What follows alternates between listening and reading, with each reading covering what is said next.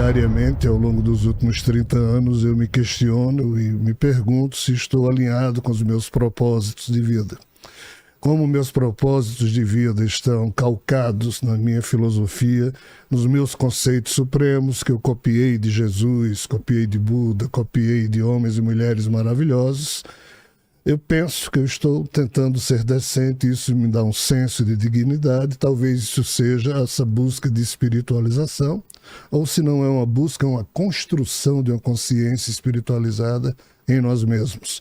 Mas eu não sou isso, estou tentando ser. A gente imagina assim, quando fala uma pessoa que ela não trata só do material, ela pensa nas coisas imateriais, sobrenaturais, que vão além da matéria. Aos 65 anos de idade biológica, o eu que nesse corpo está hospedado ainda está tentando descobrir o que é uma pessoa espiritualizada. Mas está nesse caminho ou não? Penso que sim, porque diariamente, ao longo dos últimos 30 anos, eu me questiono e me pergunto se estou alinhado com os meus propósitos de vida.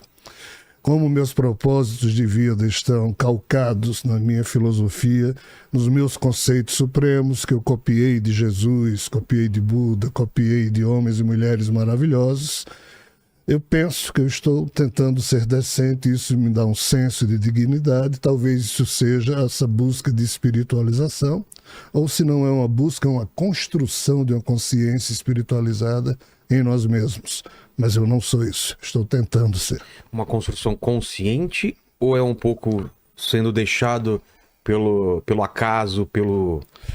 Eu adoro a música de Zeca Pagodinho, que a vida possa nos levar, mas sou eu que levo a minha vida. Não dá pra gente jogar a culpa. É construção consciente, eu não posso jogar a culpa no destino, sou eu que faço. E o livre-arbítrio da gente, até que ponto? Eu tava ouvindo um podcast gringo de um cara falando que a gente não tem livre-arbítrio, que tudo é determinado pelos nossos neurônios, pela química, pelo DNA, tudo a gente acha que tem controle, mas na verdade não tem. O que você acha? Olha, o avanço mais notável das neurociências na atualidade é quando eles pegam um ser humano, ele senta no laboratório, enchem a cabeça dele de eletrólitos ligados a um computador e aí o cérebro dele é reproduzido ali. Começa a iluminar algumas partes do cérebro. Isso. Aí o cientista diz, fale. Aí ele fala alguma coisa. Fale mais. Ou seja, tudo que um ser humano fala, antes dele falar, o cérebro dele se assente. Exatamente. Então, por causa disso, o cientista diz, tudo que sai da sua boca, nós notamos aqui que 0,5 segundos antes de sair da sua boca, a palavra que você vai dizer já ecoou no interior do cérebro. Olha o tamanho da loucura. Olha que doideira. Então, eu tô falando isso daqui e alguns milissegundos antes já isso já se formou aqui. Então isso é ciência. Tá. Nós não temos... não acredito nisso não. O problema é seu, cara. Não, né? Isso aqui é ciência, é um fato. Você pode compreender ou não. O que é que os cientistas dizem então? Que tudo o que o cérebro de um ser humano faz com que este ser humano sinta, pense, fale ou venha agir, em tese, como o cérebro se acende primeiro e a gente fala, cadê o livre-arbítrio da gente? Né? Então, com base nisso é que essas afirmações são feitas. Mas aqui começa a aparecer, se este é o lado belo e profundo da ciência, mas agora vem o lado ridículo e trágico. Aí você pergunta aos cientistas, ok, perfeito, está constatado que 0,5 segundos antes de uma palavra sair pela boca de alguém é porque o cérebro dele já criou essa ordem e ele falou. Mas a questão é, por que o cérebro sente? Aí a ciência responde, você sabe o que é? Não. O acaso. Sério? Você estuda tantos anos mestrado, PhD e dá uma resposta dessa. Não pode. Mas é isso que... É esse vazio no estudo da consciência. Mas tá cheio de vazios, né? De lacunas. Sim, são limites. 95% do que existe no universo, a gente não sabe o que é. Matéria escura e energia escura. E ninguém sabe o que é isso. Ainda no caso da consciência... Que é a mata, né? 95% da mata. Você pode ir adiante e então você percebe que os cientistas clássicos, os chamados materialistas, morrem com o assunto nesse nível. Eles dizem, o ser humano não tem livre-arbítrio, Porque é? tudo que sai da boca de um ser humano, o cérebro dele manda. Mas eles não explicam por que diabos o cérebro manda. Exato. Aí, se você for olhar um livro chamado... Olha o nome do livro. O Surgimento da Consciência no Ocaso da Mente Bicameral, de Julian Jaynes, lançado em 1976. Ah, eu li sobre esse livro quando eu estava lançando aquela série, não sei se você chegou a assistir o Westworld. Yeah. Eles falaram sobre essa É a com mente base bicameral. nisso, é mente O que é uma bicameral. mente bicameral? O cérebro humano tem 2 hemisférios. Certo. Então, o que é que Julian Jaynes, nesse livro, ele aborda? A tese de que, primeiro, em um dos hemisférios, incide o quê? A voz dos deuses. E em chegando o impulso vindo, sabe-se lá de onde. Aí o cérebro do ser humano se acende, olha o detalhe, tá? Aí depois que se acende o ser humano, impulsionado por essa ordem, o outro lado do hemisfério cerebral dele, o outro hemisfério, faz com que aqui ele use da sua racionalidade apenas para obedecer à ordem recebida. Então, a racionalidade humana seria, sob essa perspectiva, algo limitado, que teria sido inoculado, sabe-se lá como, colocado nos nossos 28.869 genes, para fazer com que o ser humano se tornasse esperto, não para ser racional no sentido de liberdade, mas para ser racional no sentido de entender ordens que chegam. Esse Como se assunto fosse é uma- muito Como profundo. se fosse a gente tem uma programação padrão e a gente responde essa programação com... A gente pode responder dentro da nossa vontade com várias respostas, mas tudo tá meio esquematizado. A gente não pode sair muito dessa programação padrão. Isso.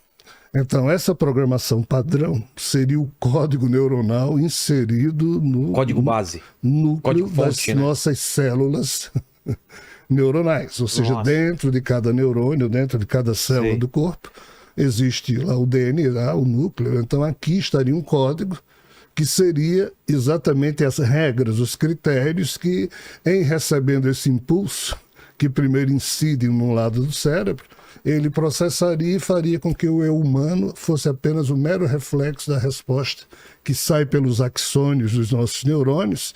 E como são 100 bilhões ou 80 bilhões de neurônios, todos eles recebendo as informações, mas produzindo só uma resposta, porque a célula neuronal aqui dentro tem milhares de dendritos recebendo informações, processa, mas só tem um axônio, só dá uma resposta. Ou seja, o eu, que a gente pensa que é o nosso eu, nada mais seria, então, do que uma resposta unificada que os 100 bilhões de neurônios simultaneamente dão, e essa sensação sobra aqui dentro, no lobo frontal, e aí a gente pensa que existe um eu instalado aqui dentro. É. Mas este eu seria, então, resposta disso aí, desse processo que Julian Jaynes descreve. Aí o que é que ele diz? Que só desde a era axial, que era axial essa, cerca de 2.600, 700 anos atrás, se a gente observar na Índia, Por que chamaram axial? devido a isso que eu vou explicar agora. Na Índia, nesse mesmo período, Siddhartha Gautama estava apresentando o budismo, Kapila estava apresentando o Sankhya, Patanjali, os Sudras do Yoga, e essas 3 disciplinas convidam meio que o ser humano a se aventurar por ele mesmo e deixar os deuses de lado. Sei. Nessa mesma época, na Pérsia, Zoroastro estava anunciando que o crepúsculo dos deuses. Nessa mesma época, na China, Lao Tse e Confúcio estavam produzindo o taoísmo e o confucionismo, que convida o ser humano a ter uma doutrina de vida, uma educação, e não ficar submetido ao que chega dos deuses.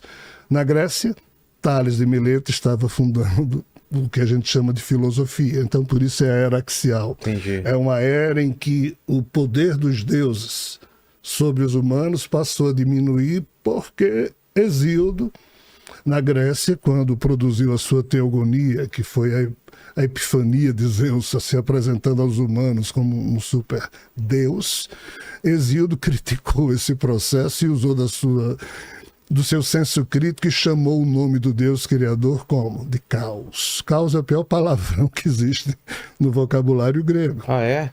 Então, Tudo era ordenado. o Javé da mitologia judaico-cristã, Brahma, do hinduísmo ariano, na mitologia grega é chamada de caos. Então, Julian Jaynes cita Hesíodo como exemplo de alguém que começou a usar da inteligência crítica num dos lados do hemisfério. Em outras palavras, o que é que Julian Jaynes tenta dizer? O estupro é inevitável, ou seja, vem a ordem. Mas se o ser humano, aí digo eu, que é isso que a gente fala no Mentalma, não agir no primeiro impulso, isso aqui vem, aí você vê na sua consciência a vontade ou o pensamento ou o sentimento que surge, o seu eu observa e num segundo impulso decide agir. Ramana Maharishi, um dos maiores mestres do pensamento humano, diz o quê? Para além de todos os primeiros pensamentos e sentimentos que Rogério se acostumou a pensar que era ele, é que se situa o verdadeiro eu de Rogério. Então, esse jogo relativo à sua pergunta, o ser humano tem ou não tem livre-arbítrio? No primeiro impulso das nossas ações nós não temos. Mas no segundo impulso, quem aprende a despertar um eu profundo em si mesmo para não agir no primeiro impulso e não se confundir com o que se passa na sua cabeça como sendo necessariamente você, na hora em que você distingue o eu profundo, observador, do eu usufruidor do que chega, nisso aqui há o despertar espiritual. Por isso que é difícil você classificar alguém como espiritualizado ou não. Não é questão de tempo? Também, é uma questão de treino. psíquico. Aí só vai com você usando a respiração, a pranayama, exercícios respiratórios para você acalmar a mente através do aprofundamento da respiração, para você não se confundir com o primeiro impulso. Isso é uma maestria. Eu tento explicar isso no Mentalma, mas copiando as lições de Ramana Maharishi. Então, em resumo, respondendo à sua pergunta, existe livre-arbítrio sim do ser humano, mas no segundo impulso. Se você me permite um complemento, em 1525, quando Lutero, após ter enfrentado a Igreja Católica propondo uma reforma frente à postura ridícula que o catolicismo então tinha, Lutero e Erasmo de Roterdã trocavam cartas, né? E Lutero, nas suas obras, falava assim, o livre-arbítrio humano. Aí um belo dia Erasmo de Roterdã escreve para Lutero, ei Lutero, não tem livre-arbítrio humano não, porque nós já nascemos servos de Deus. Já tem naquela época eles não falavam em código instalado em neurônio, não tinha como ser. Mas nós somos servo-arbítrio, dizia Erasmo de Roterdã, ou seja, nós somos criados para sermos servos ou escravos de alguma coisa. A partir da compreensão que você tem de si mesmo, se você entende que nessa primeira fase do seu psiquismo existe essa servidão, só na segunda fase é que você tem de fato a liberdade. Ou seja, é um tema riquíssimo para a humanidade pensar. Você sabe quantas pessoas falam isso diariamente na Terra? Claro. Provavelmente nós dois aqui, os dois babacas, falando disso. Não, mas